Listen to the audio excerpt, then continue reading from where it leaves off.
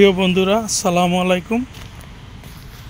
আপনাদের জন্য আরেকটি আশ্চর্যজনক ভিডিও।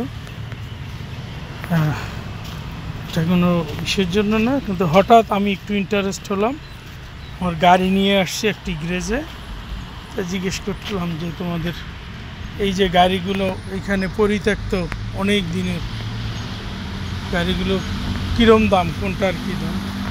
এটা একটা মার্সিডিজ, একদম বাংলাদেশে যেরকম চাপা মারে চাপাবাজরা, ফ্রেশ কন্ডিশন হোক, 20 বছর বলবে ফ্রেশ কন্ডিশন। আর আরেকটা কমন ওয়ার্ড বাংলাদেশে ইউজ করে ডাক্তার চালিত গাড়ি। কপাল ভালো, এরা ডাক্তার চালিত, অন্য কিছু বলে না। এটা মিথ্যা ধোঁকাবাজির একটা নতুন অধ্যায় বাংলাদেশে। তো ওইভাবে বলতেছি আমি, ফ্রেশ কন্ডিশন, চাকা দেখুন ফ্রেশ। এখানে এই গাড়িটা মার্সিডিজ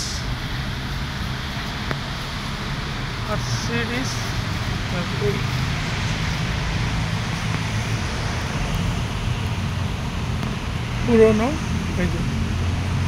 E230E।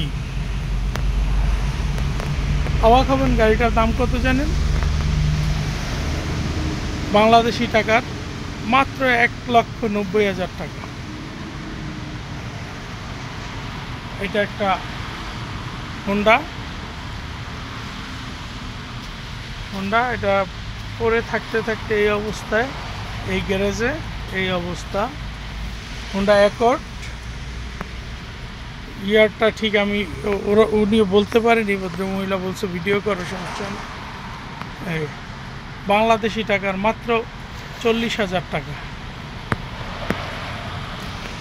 এই একটা ভলভো গাড়ি, পুরাতন ভলভো গাড়ি। এই টাইগার পা লেখা। এই বাংলাদেশি টাকা। এই যে চাকা দেখেন, চাকার দাম বাংলাদেশি টাকা 30,000 টাকা। দিলেও দিয়ে দিবে আর কি, গাড়ি বসে। এই যে একটা মার্সিডিজ,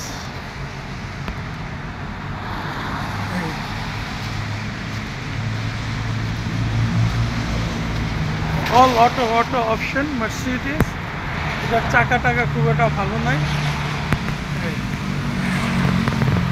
এটা বাংলাদেশি টাকার 80,000 টাকা।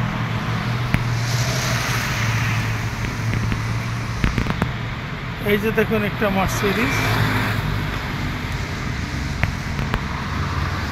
এটার চাকাও ভালো আছে।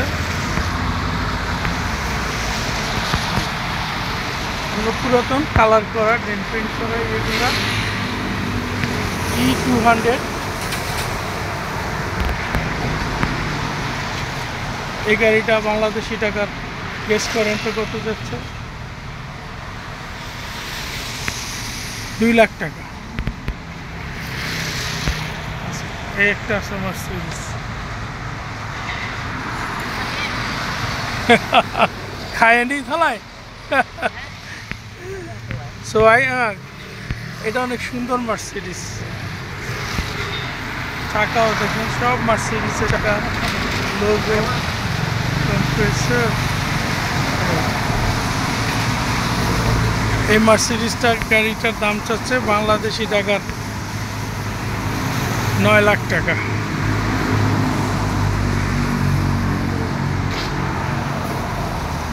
আবার বলতেছে আরো কমবে এটা দাম তুমি নিলে। দাম না, জাস্ট দেখানোর জন্য বললাম। ভিতরে অনেক সুন্দর। এইভাবে